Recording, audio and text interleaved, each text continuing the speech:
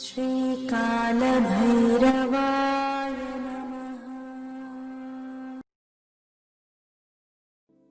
नमस्कार दोस्तों, आज हम बात करेंगे पुत्रदा एकादशी के बारे में। जानेंगे व्रत का महत्व, पालन विधि, नियम, शुभ मुहूर्त एवं पूजा विधि के बारे में।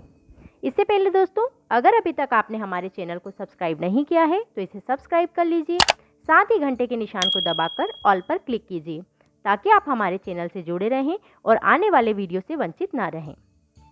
दोस्तों, पुत्रदा एकादशी क्या है?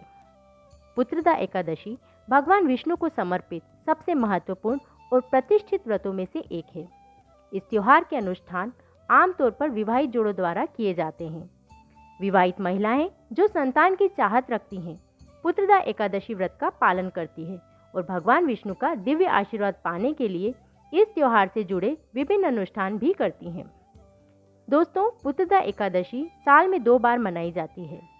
हिंदू कैलेंडर के अनुसार हर हिंदू महीने की 11वीं तिथि को एकादशी कहा जाता है।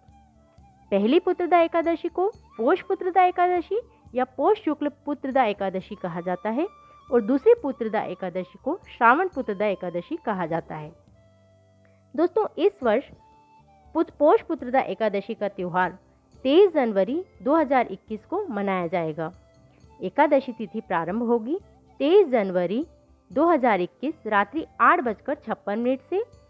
एकादशी तिथि समापन होगी 24 जनवरी 2021 रात्रि 10:57 पर। व्रत के पारण का समय रहेगा 25 जनवरी सुबह 7:15 से 9:25 तक। मित्रों, बात करेंगे पोष पुत्रदा एकादशी की पूजा विधान के बारे में। उपवास के प्रत्येक अनुष्ठान को करने और पर्याप्त विधि के साथ इसका पालन करने की आवश्यकता होती है ताकि इसका अधिकतम लाभ उठाया जा सके। पोष पुत्रदा एकादशी की पूजा विधि इस प्रकार है। दोस्तों, भक्तों को सुबह जल्दी उठकर स्नान करना चाहिए। स्त्री कन्या को विष्णु सहस्त्र नाम स्तोत्रम का पाठ करना चाहिए। उपवास पूरे 24 घंटे की अवधि के लिए किया जाता है। व्रत की मध्यावधि में भक्त आंशिक रूप से भी व्रत कर सकते हैं।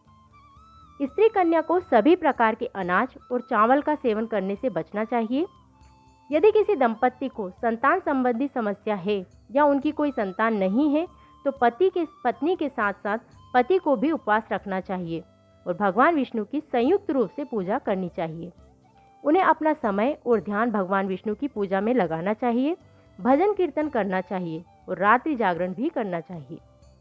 भगवान विष्णु की पूजा के लिए विशेष पूजा करने की आवश्यकता होती है, अतः भक्तों को भगवान श्री कृष्ण या भगवान विष्णु के पास के मंदिर में जाना चाहिए और देवताओं की मूर्तियों को पवित्र भोजन या प्रसाद चढ़ाना चाहिए।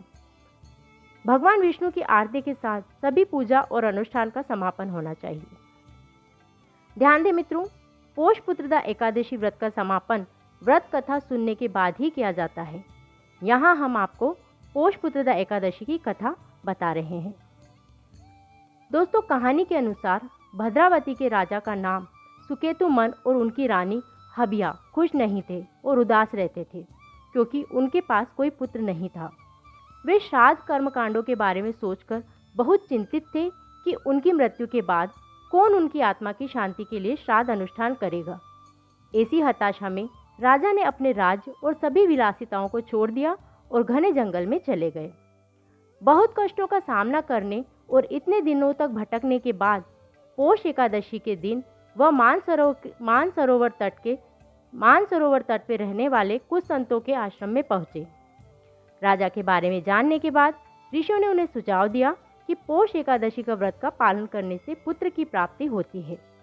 विद्वान ऋषियों की सलाह का पालन करते हुए सुकेतुमन वापस साम्राज्य गया और अपनी रानी के साथ पोष एकादशी का व्रत रखा।